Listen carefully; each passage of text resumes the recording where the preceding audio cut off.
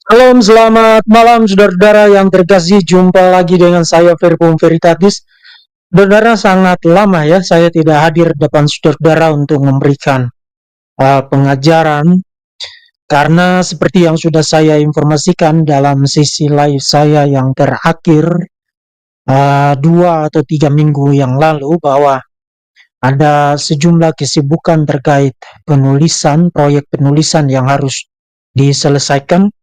Saya baru saja menulis ada 2 book chapter, kemudian 1 artikel jurnal internasional dan sudah disubmit. Sementara dalam proses review, kemudian persiapan untuk ujian proposal disertasi akan diadakan tanggal 17 November ya, hari Senin. Jadi beberapa hari lagi saya akan mempresentasikan proposal saya untuk masuk dalam tahap penulisan selanjutnya. Kemudian saya juga sedang mengisi sejumlah data, cukup banyak data terkait dengan beban kerja dosen karena saya baru saja diikut sertakan untuk program sertifikasi dosen ya, Serdos. Jadi harus mengisi banyak sekali data di website Serdos itu. Maka saya sangat kesulitan untuk atur waktu untuk live di channel ini. Tapi kemudian hari ini saya ada sedikit kesempatan untuk bisa live, jadi saya akan membahas tentang satu isu yang sangat populer akhir-akhir ini sejak tanggal 7 November ketika dokumen Mater Populi Fidei itu dipublikasikan oleh Vatikan ya, oleh Paus Leo ke-14, dan itu bisa dibaca secara publik melalui website resmi dari Vatikan. Jadi saudara bisa baca dokumen itu, tidak terlalu panjang. Satu dokumen yang berisi catatan catatan doktrinal mengenai sejumlah gelar yang digunakan oleh umat gereja Katolik selama berabad-abad, dan 2 di antaranya yang mendapatkan sorotan dan termasuk mendapatkan tanggapan sangat luas sampai dengan hari ini. Orang masih terus mendiskusikan mengenai kedua gelar itu, yaitu gelar Co-Redemptrix dan Co-Mediatrix, atau gelar Maria sebagai Co-Redeemer ya, uh, terjemahan bebasnya itu penebus bersama dan mediator bersama ya. Dan kedua gelar itu dianulir oleh Vatikan, oleh Paus Leo ke-14 melalui dokumen resmi ini, Mater Populi Fidei.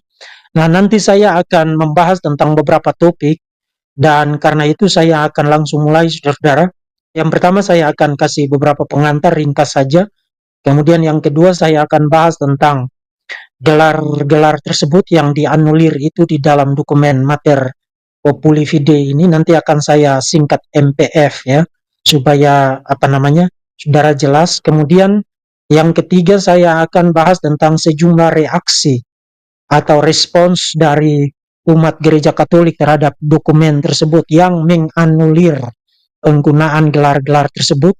Nanti kita akan lihat sejumlah upaya untuk memberikan penjelasan atau memberikan argumen dari pihak internal gereja Katolik Roma sendiri, baik yang menerima tapi menerima dengan berat hati, baik yang mencoba untuk memberikan penjelasan sehingga dokumen itu tidak terlihat menyudutkan posisi gereja Katolik, atau bahkan ada yang against ya, sangat keras sekali menolak apa yang dikemukakan di dalam dokumen tersebut. Kemudian yang terakhir saya akan memberikan 3 catatan kritikal dari perspektif Protestantisme, khususnya dalam kaitan dengan implikasi atau konsekuensi logis dan teologis dari dokumen MPF itu terkait dengan polemik atau terkait dengan apologetika gereja Katolik Roma, khususnya di Indonesia, misalnya oleh Romo Patris Allegro dan juga beberapa rekannya yang lain. Nah, itu adalah outline dari apa yang akan saya sampaikan di dalam kesempatan live pada malam ini. Bagi yang sudah hadir, silakan simak baik-baik, saudara-saudara. Jangan berkomentar kemana-mana, perhatikan tata cara saudara berkomentar, dan fokus kepada isu yang sedang dibahas ya. Nah, saudara-saudara, sebagai pengantar, Saya ingatkan kepada saudara bahwa ini satu dokumen yang sangat menarik bagi saya. Meskipun saya tidak langsung membuat tanggapan, tapi ketika dokumen ini terbit tanggal 7 November, saya langsung membuat satu catatan ringkas dan sederhana di Facebook maupun yang saya posting di fitur komunitas di YouTube. Saudara bisa baca di sana. Ini satu dokumen yang sangat menarik bagi saya karena begini, sekitar 1 minggu sebelum dokumen ini terbit, saya baru saja deliver satu khotbah memperingati Hari Reformasi tanggal 31 Oktober kemarin. Dan khotbah saya itu dengan tema Solus Christus. Saudara bisa cek rekaman lengkapnya ada di YouTube ini. Bagi yang belum tonton, silakan tonton. Saya tidak akan ulangi kembali di sini, kecuali beberapa bagian substansial yang relevan dengan apa yang hendak saya sampaikan di sini. Nah, saya baru deliver satu khotbah dengan tema tentang Solus Christus, ya, Christ alone atau hanya Kristus. Dan intinya di dalam khotbah itu saya pertama memberikan satu tinjauan overview secara ringkas dan cepat mengenai pilar-pilar teologi reformasi. Ada 5 atau 6 pilar itu, ya. Sola Scriptura, kemudian Sola Fide, Sola Gratia, kemudian Solus Christus, dan Soli Deo Gloria. Ada yang menambahkan satu pilar lagi, yaitu the priesthood of the believers, ya, keimamatan orang-orang percaya.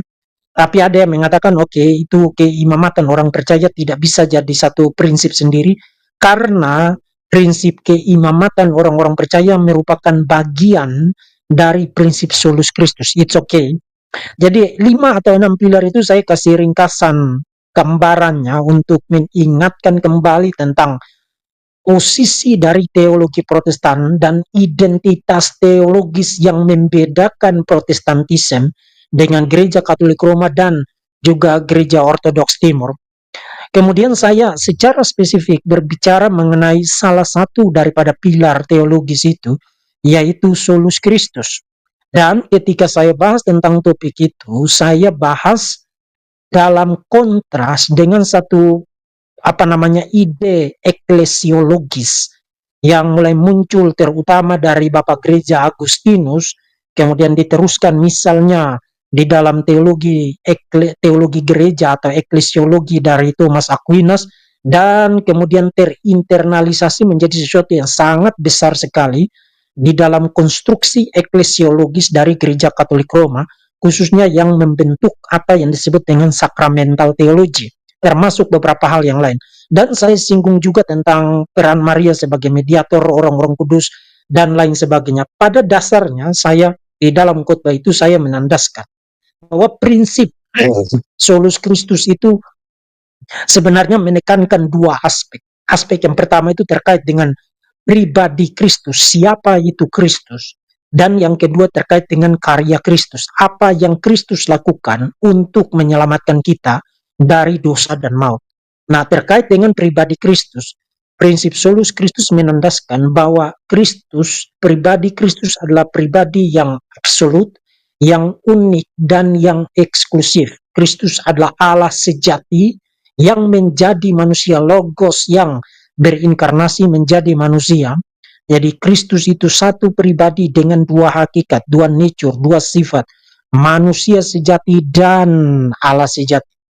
Dan terkait dengan karya Kristus, prinsip Solus Christus menandaskan bahwa karya Kristus itu bukan hanya sempurna, tapi juga final, tapi juga eksklusif, tapi juga cukup, sufficient. Jadi sempurna, final, mutlak, eksklusif, dan sufficient, cukup. Tidak bisa lagi ditambah dengan apapun juga. Dan saya kasih beberapa ayat perjanjian baru sebagai dasarnya di dalam kesempatan khotbah tersebut. Implikasinya, segala tetek bengek mengenai Maria itu mediator, Maria itu co-redeemer atau co-redemptrix, itu secara otomatis itu tidak dapat lagi terakomodasi di dalam sistem teologi reformasi. Nah, kenapa saya bilang itu khotbah yang sangat menarik sekali, saudara? 1 minggu kemudian setelah saya deliver khotbah itu, Paus Leo XIV menerbitkan atau mempublikasikan, tentu saja ada orang-orang lain yang membantu dia, tapi diterbitkan atas nama atau atas otoritas dari Paus Leo XIV. Paus Leo XIV menerbitkan Mater Populi Fidei, ibu bagi orang-orang beriman, dan pada dasarnya penolakan atau anulir yang dilakukan di dalam dokumen ini terkait dengan Maria sebagai co-redemptrix dan mediatrix itu ditolak berdasarkan prinsip bahwa Yesus atau Kristus adalah satu-satunya penebus dan Kristus adalah satu-satunya mediator. Nah, saudara-saudara, itu satu pernyataan yang super besar sekali. Super besar sekali. Why? Karena itu berarti apa yang dikemukakan oleh dokumen itu, Mater Populi Fidei itu, sebenarnya merupakan satu pergerakan yang sekarang jauh lebih dekat dengan prinsip solus Kristus. Nah, saya tidak mengatakan bahwa dokumen itu mengusung secara konsisten dan sama persis dengan prinsip solus Kristus. Saya tidak bilang begitu. Di Facebook itu saya lihat ada orang mengedarkan satu banner atau apalah itu yang mengutip pernyataan-pernyataan dari Mater Populi Fidei itu memberi kesan seakan-akan saudara. Jadi di Facebook ada orang yang mengedarkan satu banner atau apalah begitulah, flyer ya, dan mengutip atau memparafrase isi dari Mater Populi Fidei, memberi kesan seakan-akan Mater Populi Fidei itu berbicara tentang solus Kristus. Nah, saudara, itu adalah sesuatu yang tidak sepenuhnya akurat ya. Di dalam dokumen itu tetap ada karakteristik dari Gereja Katolik Roma yang saudara, ini kok sinyal saya hilang-hilang terus ya. Jadi di dalam dokumen itu terdapat karakteristik daripada Gereja Katolik Roma yang tidak bisa serta-merta memparalelkan atau menyamakan begitu saja apa yang dikemukakan di dalam Mater Populi Fidei dengan prinsip solus Kristus. But memang pergerakan teologisnya,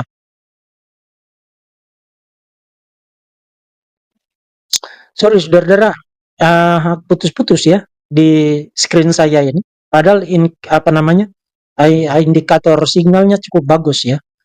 Jadi you tidak bisa mengatakan bahwa dokumen itu sepenuhnya berbicara tentang atau konsisten dengan solus Kristus. No, saya tidak mengatakan begitu. Dan bagi saudara-saudara yang Protestan yang atau mencoba memberi kesan bahwa dokumen itu konsisten dengan solus Kristus, itu adalah sesuatu yang tidak akurat. But memang penegasan di dalam Mater Populi Fidei itu pergerakan teologisnya itu lebih dekat dengan prinsip solus Kristus.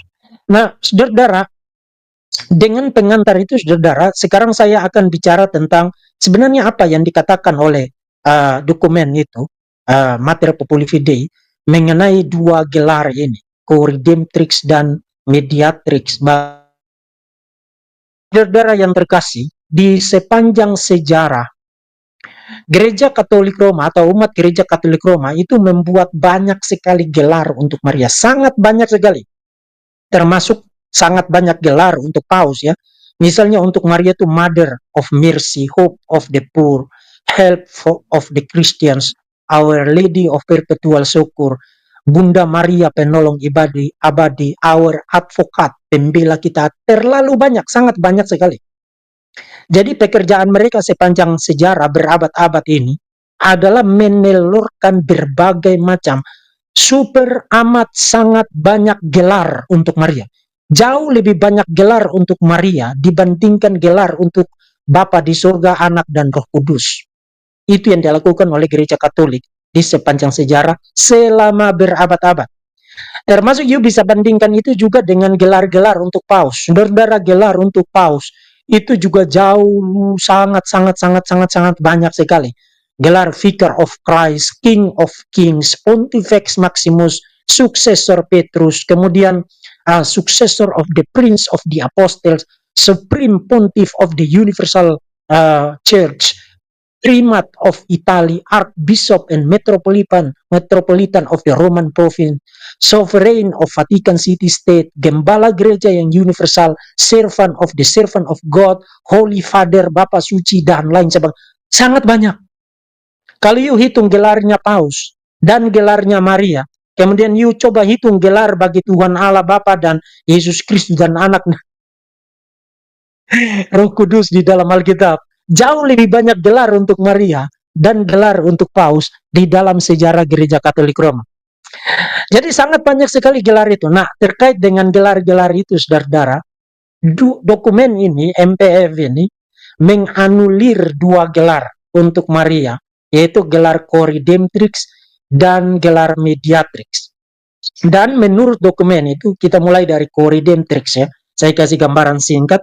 Kemudian nanti saya akan perlihatkan bagaimana reaksi saudara yang Katolik. Kemudian saya akan kasih beberapa catatan kritis ya. Jadi menurut dokumen itu saudara bisa baca online satu kali lagi.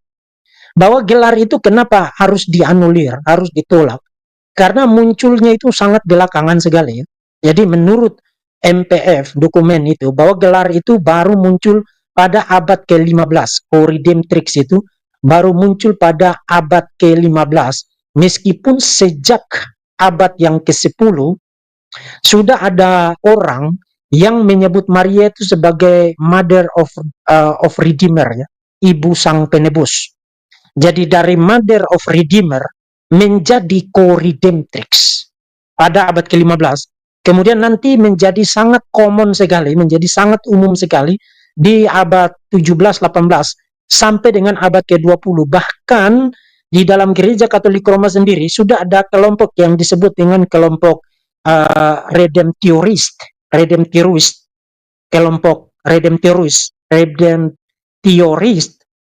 dan kelompok ini aspirasi paling utamanya adalah membuat petisi, membuat usulan kepada Paus yang duduk di tahta Vatikan itu untuk mendefinisikan Maria, peran Maria sebagai co-redeemer atau sebagai co-redemptrix.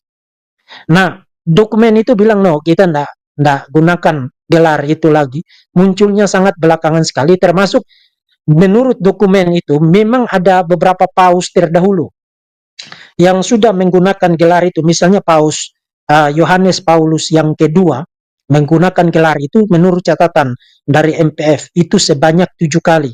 Termasuk beberapa paus yang lain seperti Paus Pius yang ke-10, Paus Pius yang ke-11 juga menggunakan gelar itu bagi Maria. Maria sebagai co-redeemer atau co-redemptrix. Dan menurut MPF, bahwa ketika paus-paus terdahulu itu menggunakan gelar itu, mereka menggunakannya dalam 2 pengertian atau dengan 2 penjelasan. Yang pertama, Maria itu sebagai the Mother of God ya, ibu Tuhan. Dalam arti bahwa karena Maria adalah ibu Tuhan, maka karya penebusan Kristus itu hanya bisa menjadi possible, menjadi mungkin, karena Maria memberi dirinya sebagai alat yang dipakainya sehingga melalui dia Yesus itu lahir. Itu yang pertama. Kemudian yang kedua, kenapa mereka menggunakan gelar Maria sebagai co-redeemer? Karena menurut mereka ada penyatuan, union antara Maria dan Kristus di dalam peristiwa salib. Kalau saudara baca Lumen Gentium paragraf yang ke-62, salah satu alasan kenapa Maria itu mendapatkan peran itu, meskipun di dalam Lumen Gentium, dokumen Vatikan II itu tidak digunakan gelar co-redemptrix bagi Maria.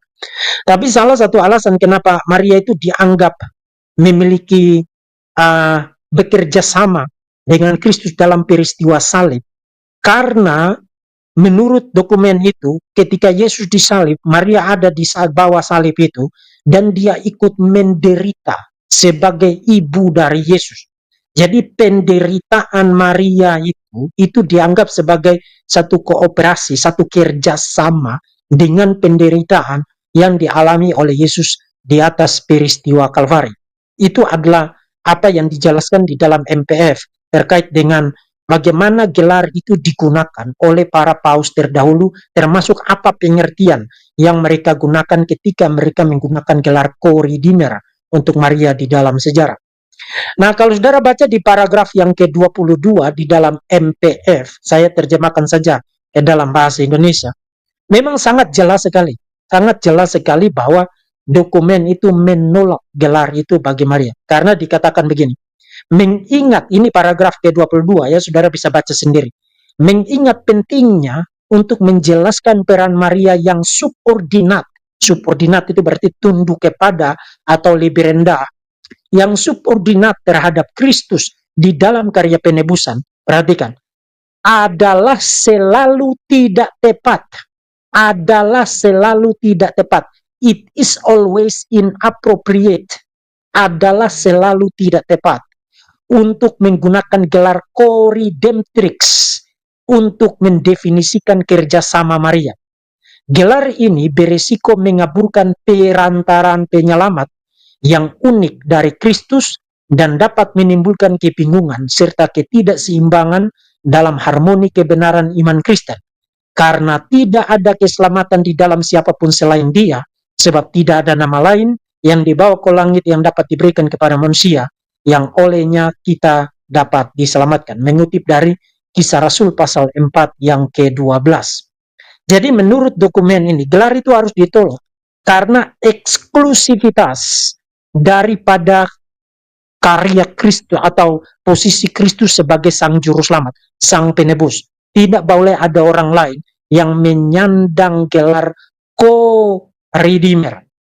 Nah, saya dibaca di berbagai macam komentar dari saudara yang Katolik. Mereka mencoba mengklarifikasi. Kan co-redeemer tidak berarti bahwa Maria itu setara dengan Yesus. Tidak ada orang yang bilang Maria itu setara dengan Yesus. Tidak ada orang yang mengatakan begitu. Tapi yang dikatakan dokumen ini adalah bahwa sedemikian eksklusifnya status atau peran Kristus sebagai sang penebus itu, sedemikian eksklusifnya, maka you tidak bisa nambah siapapun di situ sebagai co-redeemer di situ, termasuk Maria. You tidak bisa nambah itu di situ. Nah, itu sebabnya tadi saya katakan dokumen ini sangat dekat dengan apa yang disebut dengan solus Kristus tadi. Waktu Protestan mengatakan solus Kristus, itu adalah salah satu penegasannya. Kristus itu penebus yang unik, yang final, yang sufficient. You tidak bisa nambah siapapun di situ untuk menyandang redeemer itu hanya karena you nambah embel-embel co-redeemer di situ. Jadi you nambah embel-embel co-redeemer di situ, lalu you kasih klarifikasi, kan kami tidak bilang Maria sama dengan Yesus, setara dengan Yesus, whatever. Seakan-akan kalau you sudah kasih klarifikasi begitu, maka gelar co-redeemer itu menjadi justified, menjadi dibenarkan. Dokumen ini bilang dah. Posisi Yesus sebagai penebus itu unik, eksklusif. Eksklusif berarti you tidak bisa masuk di situ. You tidak bisa nambah-nambah di situ. Maria tidak bisa ditambahkan di situ. Itu yang dikatakan di dalam paragraf yang ke-22 terkait dengan gelar co-redeemer. Kemudian co-mediatrix. Co-mediatrix, saudara-saudara, atau mediatrix perantara, pada dasarnya digunakan untuk Maria. Jadi kalau saudara ingat sesi-sesi saya yang terdahulu, kenapa mereka percaya Maria itu mediator? Meskipun mereka juga percaya Yesus itu mediator. Jadi menurut mereka, Yesus itu mediator antara Allah dan kita, tapi antara kita dan Yesus itu perlu ada mediator lagi. Dan yang paling istimewa, yang paling spesial posisinya di situ adalah Maria. Jadi melalui Maria, semua berkat dari Allah Tritunggal itu sampai kepada kita. Jadi itu sebabnya bahkan mereka ada gereja yang dikasih nama gereja Bunda Maria perantara segala rahmat. Jadi Maria adalah mediator of all graces, mediatrix of all graces, mediator dari semua anugerah. Anugerah apapun dari Allah Tritunggal itu sampai kepada kita, itu harus melalui Maria. Itu adalah apa yang mereka mengerti mengenai Maria sebagai mediatrix. Nah, di dalam paragraf yang ke-24, gelar itu juga diberikan catatan kritis oleh MPF. Dikatakan di situ pernyataan Alkitab tentang perantaraan eksklusif Kristus bersifat definitif, bersifat konklusif. Kristus adalah satu-satunya perantara, lalu mengutip dari 1 Timotius 2 ayat 5 dan 6, seperti yang dilakukan oleh orang-orang Protestan ketika bicara tentang eksklusivitas daripada posisi Kristus sebagai mediator satu-satunya antara umat Allah dan Tuhan. Gereja telah menjelaskan posisi unik Kristus ini, mengingat fakta bahwa ia adalah anak Allah yang kekal dan tidak terbatas, yang secara hipostasis bersatu dengan kemanusiaan yang dia ambil. Hal ini eksklusif bagi kemanusiaan Kristus. Konsekuensi yang timbul darinya hanya dapat diterapkan secara tepat kepadanya. Jadi hanya Kristus yang bisa disebut sebagai mediator. Nah, dalam arti yang tepat ini, lanjut lagi, peran firman yang menjadi manusia eksklusif dan unik. Mengingat kejelasan ini dalam firman Allah yang diwahyukan, kehati-hatian khusus diperlukan saat menerapkan istilah mediatrix kepada Maria. Sebagai tanggapan terhadap kecenderungan untuk memperluas lingkup kerjasama Maria melalui gelar ini, penting untuk menentukan batas-batas nilai serta batas-batasnya. Jadi terkait dengan gelar mediatrix, memang tidak dibuat penolakan yang sangat tegas seperti gelar co-redemptrix, tapi dikasih penegasan yang sangat jelas sekali bahwa posisi mediator itu hanya bisa diterapkan kepada Yesus. Itu definitif, istilah dari MPF, dan eksklusif dan unik. Eksklusif, unik, definitif, artinya you tidak bisa nambah Maria di situ. Maka kalau you mengerti baik apa yang dikatakan di dalam dokumen itu, khususnya di paragraf yang ke-24 itu mau bilang begini, kalau you mau gunakan istilah mediator untuk Maria, you harus mengerti batasannya.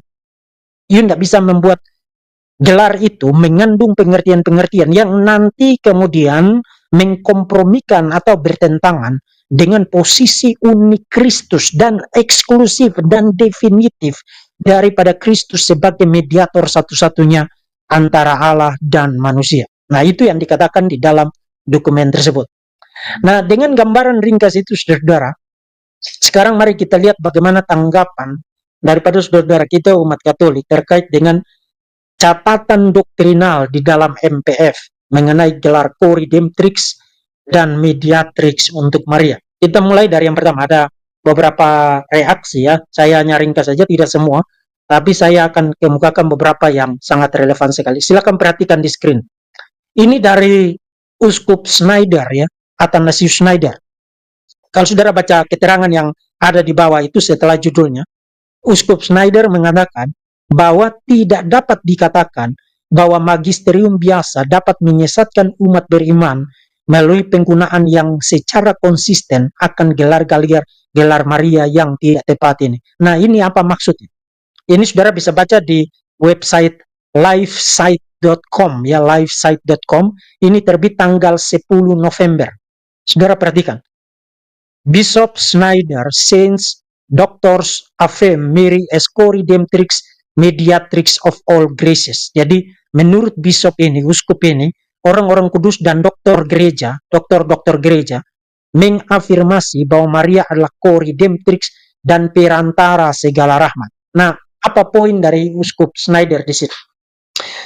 Saudara-saudara, kalau saudara perhatikan apa yang dikatakan Uskup Schneider, itu sesuatu yang sangat besar sekali. Karena Uskup Schneider bilang begini, menurut dia, sepanjang sejarah berabad-abad, orang-orang sudah berbicara mengenai Maria sebagai co-redemptrix dan bukan umat awam, tapi orang-orang kudus dan doktor-doktor gereja. Nah, nanti saya akan perlihatkan seperti yang juga dikemukakan di dalam MPF. Para paus terdahulu, Paus Pius ke-10, Paus Pius ke-11, Paus Yohanes Paulus yang kedua, sudah menggunakan gelar itu. Bahkan saudara-saudara di jubah daripada Paus Yohanes Paulus yang kedua, itu ada tulisan totus tus. Itu milikmu sepenuhnya. Nah, milikmu sepenuhnya bukan milik Tuhan, Maria. Jadi para paus terdahulu, orang-orang penting, paus, uskup, kardinal, doktor gereja, macam-macam, termasuk umat awam yang jumlahnya jutaan, mayoritas sudah mati, sekarang masih banyak yang hidup, menggunakan gelar itu, Maria sebagai co-redemptrix dan mediator dari segala rahmat. Dan sekarang muncul dokumen MPF ini, Mater Populi Fidei ini, dan mengatakan, no, nggak bisa. Nggak bisa. Implikasinya apa? Implikasinya paus-paus terdahulu, para uskup, para bisop, para kardinal, orang-orang kudus, menurut gereja Katolik, Santo Santa, termasuk juga kaum-kaum yang jumlahnya sangat banyak, yang sudah mengimani, mempercayai, menerima gelar-gelar itu beserta kandungan pengertian yang akan saya bahas di dalam poin berikutnya. Mengimani, menerima, mempercayakan diri mereka sepenuhnya kepada Maria dengan pengertian yang terkandung pada gelar-gelar itu. Dan sekarang Paus Leo ke-14 bilang, no, itu semua tidak benar. It is always inappropriate, selalu tidak tepat untuk menggunakan gelar itu. Jadi selama berabad-abad, gereja Katolik Roma mengembangkan satu pola praktik konsep devosional terhadap Maria yang sesat, yang salah, termasuk paus. Makanya Uskup Schneider, kalau saudara perhatikan apa yang dikatakan di sini, dia bilang di sini, it cannot be maintained. Itu tidak bisa dibayangkan atau dikatakan bahwa magisterium ordinary, magisterium biasa dapat memimpin orang-orang percaya kepada kesesatan melalui penggunaan gelar-gelar yang secara konsisten, tapi sebenarnya gelar-gelar itu salah. Ya, itu implikasinya. Kalau MPF benar, maka selama berabad-abad gereja Katolik Roma itu mengajarkan, mempraktikkan, mempercayai hal-hal yang sesat, yang salah, termasuk para pausnya, para uskupnya, para kardinalnya, jutaan umat Katolik yang masih hidup masih bagus dapat koreksi. Tapi bagaimana dengan yang sudah mati, yang percaya bahwa oh, saya ini, keselamatan saya itu ditentukan oleh peran Maria sebagai co-redeemer dan mediatrix segala anugerah. Mereka mempercayakan loh nasib kekekalan mereka kepada gagasan devosional mengenai peran Maria sebagai co-redeemer. Itu implikasinya. Itu yang pertama. Jadi ini sesuatu yang sangat besar sekali, saudara. Sangat besar sekali. Karena ini sudah berabad-abad. Sudah berabad-abad. Mendadak dibilang, no, itu tidak benar. Itu sampah semua itu. Itu yang pertama. Yang kedua, di website yang sama, saudara, di dalam website livesite.com itu. Saudara perhatikan di screen saya. Ini salah seorang pemimpin dari SSPX yang Paul ke-10 mengatakan co-redemptrix dokumen dethrones Mary. Co-redemptrix dokumen dethrones Mary. Saudara perhatikan apa maksudnya? Menurut dia, dokumen resmi dari Paus merendahkan Maria. Dethrone itu kan berarti imajerinya, gambarannya berarti orang duduk di atas tahta, kemudian dia digulingkan dari tahtanya. Maka mereka pakai istilah dethrone, artinya diturunkan, direndahkan. Nah, kenapa dia bilang begitu? Karena dia percaya bahwa Maria memang co-redemptrix. Maria memang adalah mediatrix of all graces. Mediator dari segala rahmat. Saudara lihat, ketika dokumen itu terbit, jutaan umat Katolik, dan bukan hanya awam, para uskup, para kardinal, itu garuk-garuk kepala. Karena itu berarti sejarah gereja Katolik berabad-abad ini salah. Salah. Bahkan kalau saudara baca komentar-komentar mereka di website berita mengenai dokumen itu, Mater Populi Fidei, ada yang bahkan mengatakan sadly obey the Pope. Saya taat kepada tunduk kepada Paus, tapi tunduk dengan kesedihan, tunduk dengan duka cita. sadly you obey the Pope. Kenapa you obey the Pope, tapi obey dengan duka cita? Why? Karena Pope mengatakan sesuatu, ya you tidak suka. Pope mengatakan sesuatu, ya you tidak setuju. Tapi karena dia Pope, karena dia Paus, you mau tidak mau harus taat. Meskipun you tidak setuju, meskipun you tidak suka, you harus taat. Jadi sadly obey the Pope. Kemudian saudara-saudara, jadi sebenarnya kalau saudara ikuti bagaimana mereka bereaksi terhadap dokumen ini, lebih banyak mayoritas, terutama yang di media-media sosial ya, atau di link-link berita, mayoritas itu against, menolak MPF.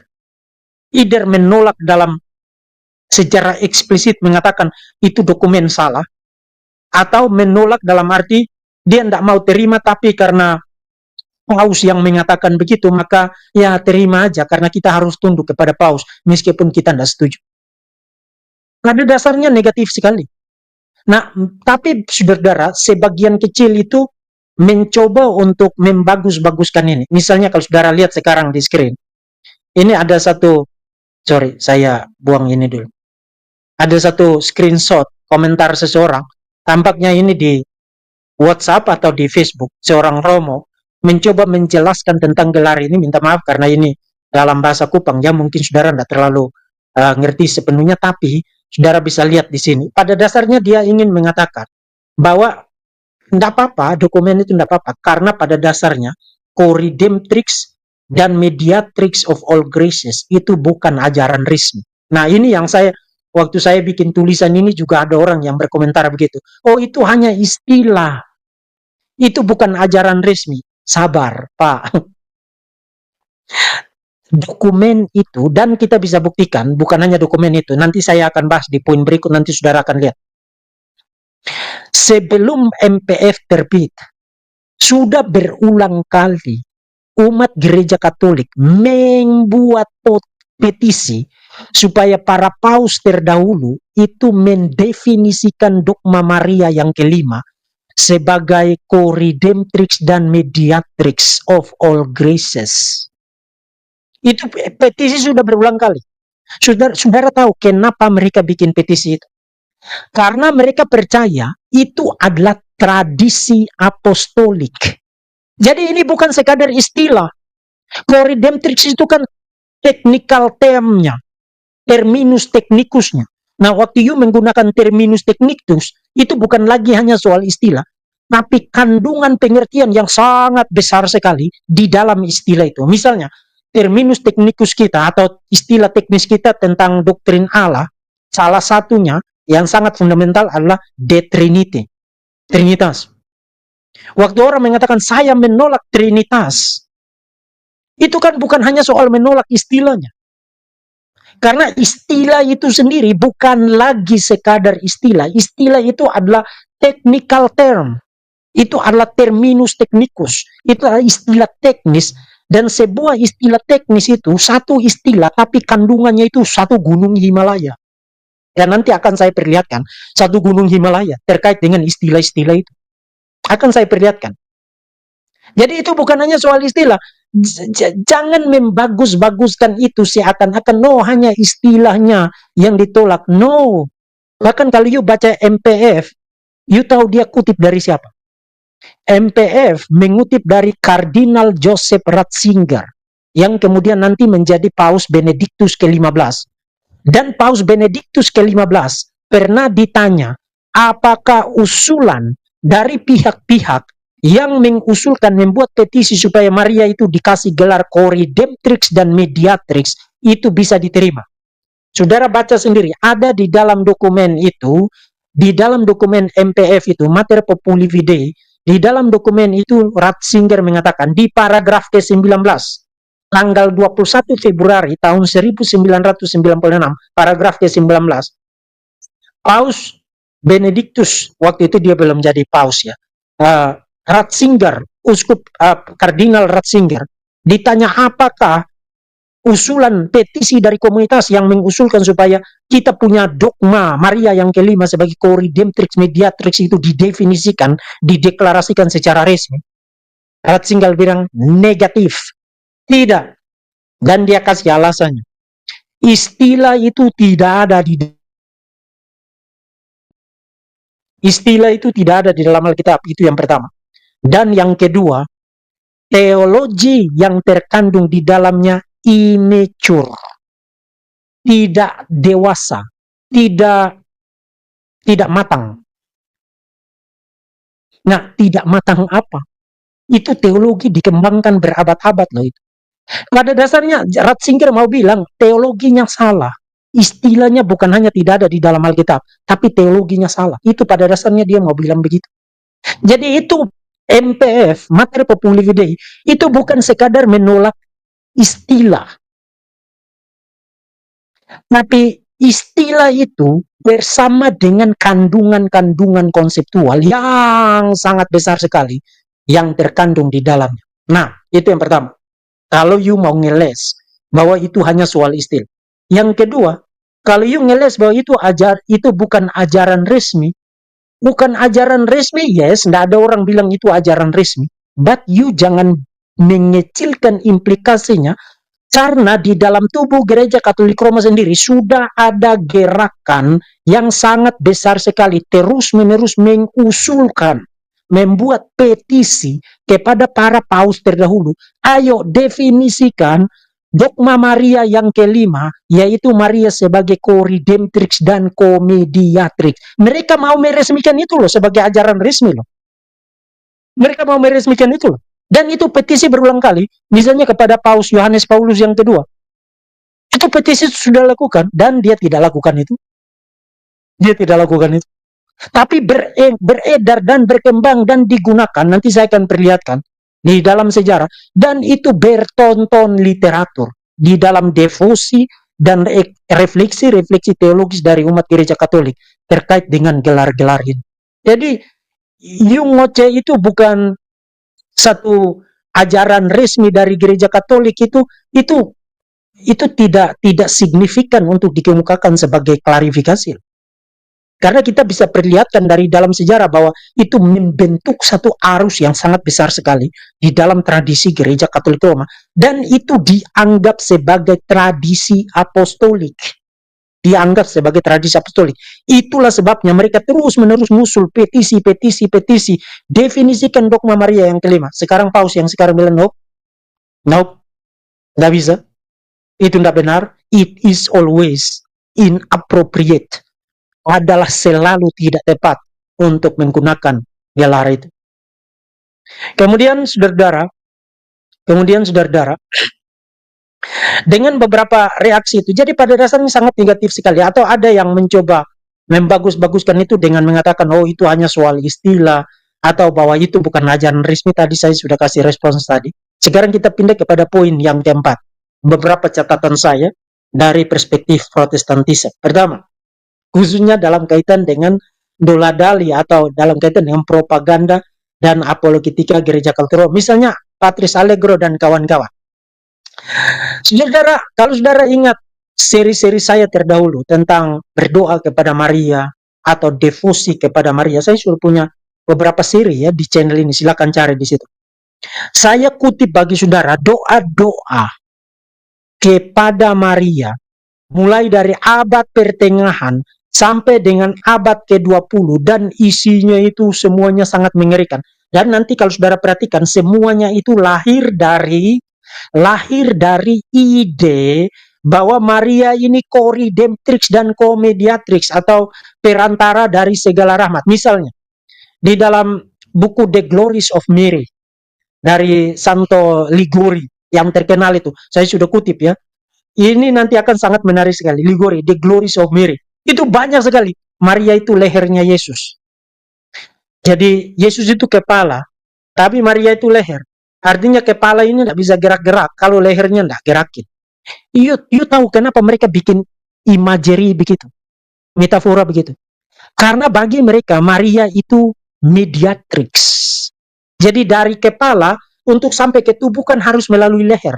Maria perantara segala rahmat. Saudara nangkap idenya sekarang? Kenapa mereka sebut Maria lehernya? Dan itu sudah sejak abad pertengahan. dirangkum kembali di dalam The Glories of Mary pada abad ke-17, pada abad ke-16, ke-17 oleh Santo Ligori itu. Doktor gereja loh itu. Dan itu dibaca, digunakan, diterima oleh umat Katolik universal. Santo Ligori itu. Maria lehernya Yesus. Maria omnipoten. Maria maha kuasa. Nah, mereka mencoba membagus-baguskan itu dengan mengatakan, oh ya maha kuasa, tapi tidak seperti Tuhan itu maha kuasa, karena maha kuasa dalam hal dalam hal permohonan syafaatnya. Maha kuasa dalam hal syafaatnya. Artinya kalau Maria yang bersyafaat, maka Tuhan pasti akan dengar. Dan lihat kenapa mereka bikin ide begitu. Karena Maria co-redemptrix, Maria mediatrix of all graces, perantara segala rahmat. Jadi kalau Maria yang bersyafaat, maka Tuhan pun gak bisa bilang tidak. Maka mereka sebut Maria itu omnipoten, maha kuasa Maria itu. Di dalam Santo Ligori dikatakan, at the command of Mary, all obey, even God. Jadi kalau Maria yang kasih perintah, semua taat. Tuhan pun taat kepada Maria. Why? Karena Maria co-redemptrix, Maria co-mediator, atau Maria mediatrix of all graces. Atau misalnya mereka berdoa, procure for us forgiveness, mohon ampunan bagi kami. Why? Kenapa you berdoa kepada Maria untuk mohon ampun bagi kamu? Karena Maria itu mediatrix of all graces. Atau misalnya di dalam Santo Ligori juga, make the Lord our God propitious to me by your merits and prayer. Jadikanlah Tuhan Allah kami berkenan kepada saya melalui amal baik dan doa-doamu. Itu doa kepada Maria. Atau placate your son and cleanse off all faults of the faithful. Redakanlah amarah putramu dan bersihkanlah segala kesalahan umat beriman. Why you ngomong begitu? Karena Maria co-redemptrix, Maria mediatrix of all graces. Atau misalnya, I commend myself to you alone. Aku menyerahkan diriku sepenuhnya kepada engkau sendiri. Engkau saja di situ bukan Tuhan loh. Tapi Maria, I commend, aku menyerahkan diriku sepenuhnya hanya kepada engkau. To you alone. Why? Maria co-redemptrix, Maria mediatrix. Bertonton buku tentang Maria, mereka ngarang yang luar biasa bagus. Kalau you baca saudara, kata-kata mereka kepada Maria atau tentang Maria, itu bahkan jauh lebih berbunga-bunga dan jauh lebih penuh harapan kepada Maria ketimbang kepada Tuhan Yesus atau kepada Allah Bapa di surga. Redakanlah amarah putramu, I commend myself to you alone. Atau misalnya, ini di dalam Montfort ya, true devotion to Mary, true devotion to Mary, Louis de Montfort ya, di dalam Louis de Montfort, in heaven and on earth, everything, even God himself, is subject to the blessed virgin. Saudara perhatikan, di sorga dan di atas bumi, segala sesuatu, termasuk Tuhan, even God himself, is subject to the blessed virgin. Di sorga dan di bumi, segala sesuatu, bahkan Allah sendiri tunduk kepada sang perawan suci. Kenapa mereka ngomong begitu? Karena Maria mediatrix of all graces dan co-redemptrix. Tuhan tidak bisa nolak Maria. Kalau Maria sudah ngomong, Tuhan di surga pun harus taat kepada Maria. Bertonton literatur, doa-doa mereka. Atau, if you protect me, I fear nothing. Kalau engkau melindungiku, aku tidak takut akan apapun juga. Not from my sins, tidak dari dosa-dosa saya, because thou will obtain for me the pardon of them. Karena engkau akan mendapatkan bagi saya pengampunan akan dosa-dosa saya. Not from the devils, because thou art more powerful than all hell together. Saya tidak takut akan setan karena engkau lebih berkuasa dari seluruh isi neraka. Not even from Jesus, my judge. Jadi dia tidak takut akan Yesus sebagai hakim. Karena Maria membela dia. Maria bersyafaat bagi dia. Maria mediator dari segala anugerah. Dan itu baru segelintir, saudara-saudara. Baru segelintir. Dan itu, saudara, lebih celakanya lagi kalau saudara baca buku-buku devosional seperti The Glories of Mary dari Santo Liguri, atau The True Devotion to Mary dari Santo Louis de Montfort itu ya. Santo Louis de Montfort, The True Devotion of Mary, buku itu yang isinya model-model seperti yang tadi saya bilang itu, direkomendasikan bukan hanya oleh 1, 2, 3, 8 paus. 8 paus, saudara-saudara, merekomendasikan buku The True Devotion to Mary.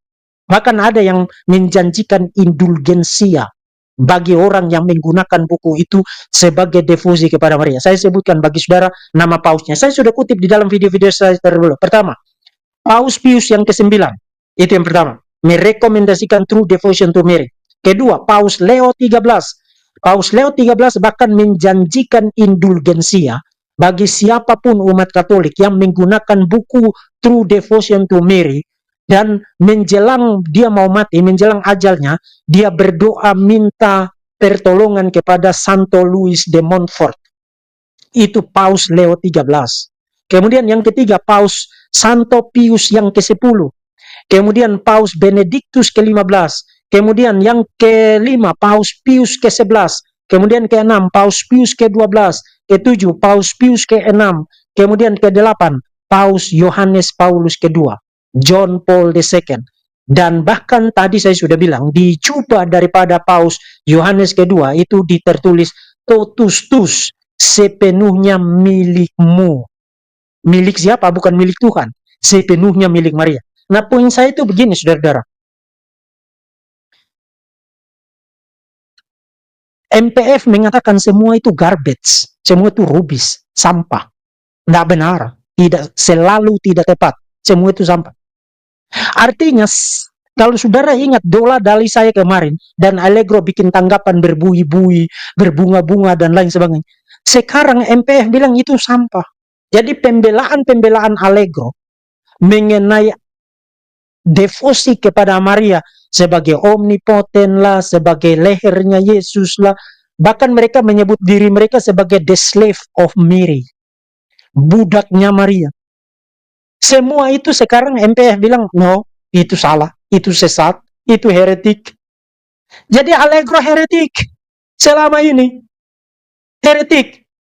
Dia berbui-bui menyebut Protestan heretik. Tapi dia yang heretik. Mempercayai, membela sesuatu secara sadar yang padahal salah. Dan ini dokumen resmi. Diterbitkan oleh Vatikan, diterbitkan oleh Paus Leo ke-14. Devosi kepada Maria yang mereka bangun menjadi setinggi dan sebesar gunung Himalaya, sekarang semuanya sampah. Itu heretik itu, bidat itu. Itu yang pertama. Yang kedua, saudara-saudara. Yang kedua.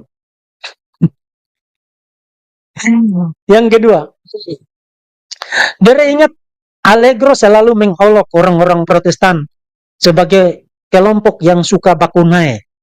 Itu istilah yang biadab ya, istilah kurang ajar.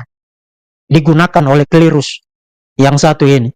Dalam arti dia mau kasih tahu bahwa orang Protestan itu saling berdebat terus, satu tidak setuju dengan satu bilang begini, satu bilang begitu, satu ke sana, satu ke sini. Sekarang saudara lihat mereka.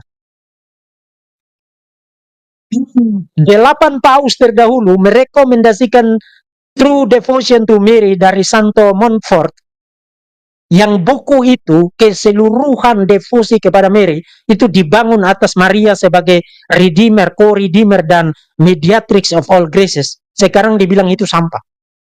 Jadi Paus Leo ke-14 bakunai dengan 8 paus terdahulu mengenai buku True Devotion to Mary. Kemudian di dalam MPF dikatakan bahwa Paus Yohanes Paulus kedua menggunakan gelar itu, gelar co-redemptrix itu sebanyak 7 kali. Sebanyak 7 kali, termasuk Paus Pius yang ke-10, Paus Pius yang ke-11, dan beberapa paus yang lain menggunakan gelar itu dengan pengertian. Jadi bukan sekadar gelar, tapi dengan kandungan pengertian seperti yang tadi saya gambarkan. Sekarang Paus Pius, Paus Leo ke-14 bilang no, itu sampah. Jadi paus yang sekarang itu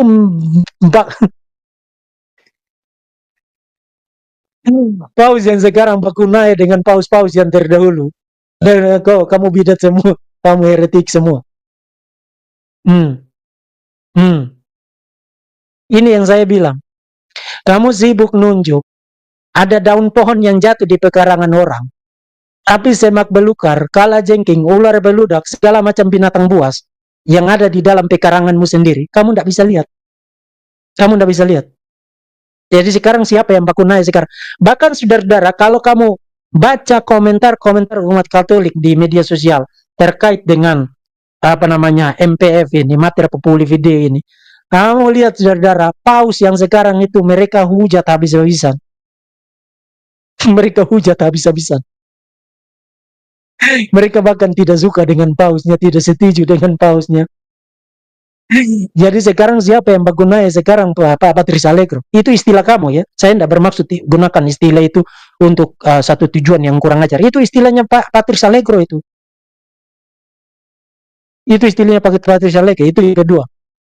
Kemudian yang ketiga terkait dengan apa namanya tradisi apostolik. Saudara ingat tadi saya katakan kenapa mereka ngusul terus sepanjang sejarah.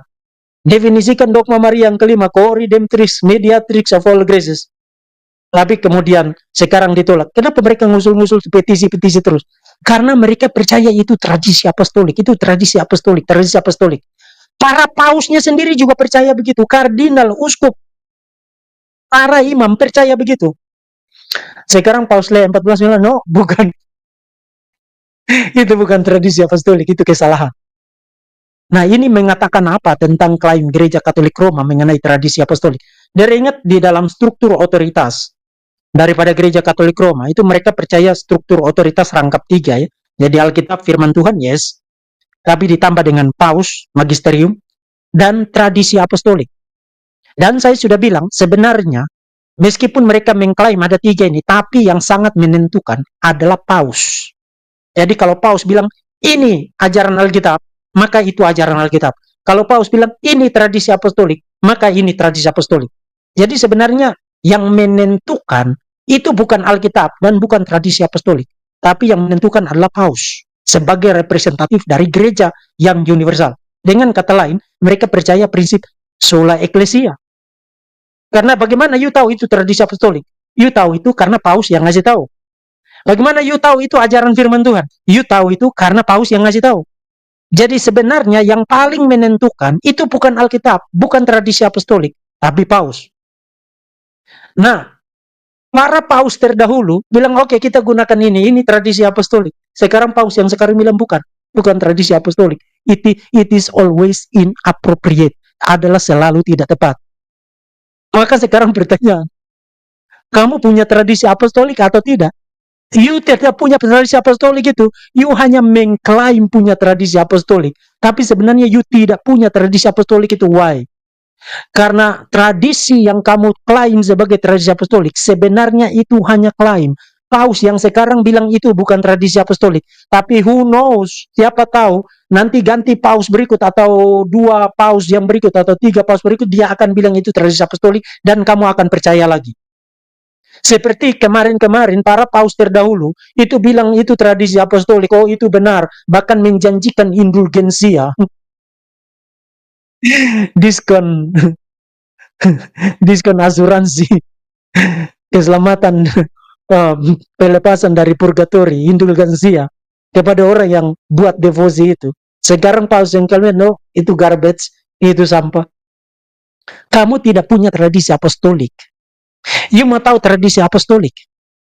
You mau tahu tradisi apostolik? Ini tradisi apostolik. Dan hanya ini saja tradisi apostolik. Di luar daripada itu tidak ada tradisi apostolik. Hanya ini tradisi apostolik. Selama ini kamu klaim tradisi apostolik, terbukti garbage. Terbukti sampah. Jadi apa yang akan kamu lakukan sekarang? Protes. kepada paus. Kamu sekarang sudah jadi protesters.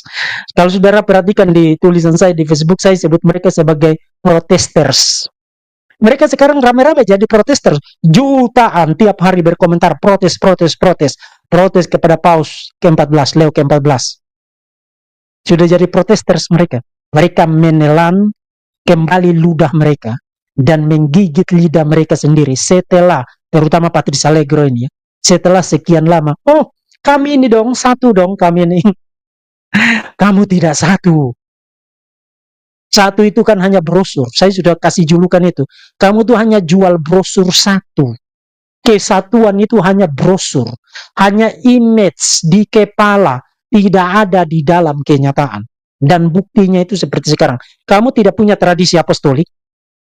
Kamu tidak nyatu. Kamu tidak nyatu. Kamu menggunakan istilah Allegro, minta maaf ya, saya tidak bermaksud, tapi karena orang ini gunakan untuk mencela Protestan, saya gunakan untuk dia. Kamu baku naik dengan pausmu sini, bahkan antara pausmu yang sekarang dengan para paus terdahulu itu saling baku naik satu sama lain. Sekarang kamu mau ngomong apa? Kamu yang gunakan istilah itu. Kamu mau ngomong apa? Selamat menikmati ya. Kamu perlu pergi sujud-sujud di depan patung untuk bikin petisi lagi. Oh, tolong gantilah paus yang sekarang. Kalau bisa sudah hentikanlah dia dari paus ini. Kita ganti lagi paus yang berikutnya supaya dia definisikan dogma Maria yang kelima, co-redemptrix, co-mediatrix ya. Nah, sambil you bisa tunggu itu, you terima aja kenyataan. Karena sekarang ini sudah seperti gajah di depan pelupuk mata. You nggak bisa sangkal ini. Itu dokumen resmi, orang baca itu semua. Dan orang ngerti kok maksudnya. Yudenda, oh kamu nggak ngerti. Seakan-akan mendadak kata-kata itu nggak punya arti kecuali kalau kamu yang tafsirkan. Jadi orang-orang ini cara berpikirnya adalah semua kata-kata, semua dokumen itu mendadak kita nggak ngerti. Hanya mereka yang ngerti. Jadi hanya mereka yang punya otak. Padahal itu dokumennya tertulis jelas begitu. Itu kasihan sekali ya.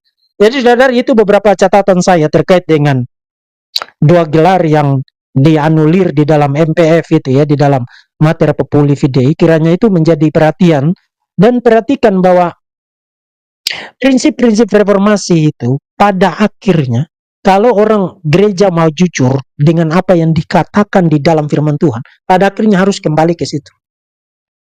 Sola Scriptura, Soli Deo Gloria, Sola Fide, Solus Christus, Sola Gratia. Pada akhirnya harus kembali ke situ.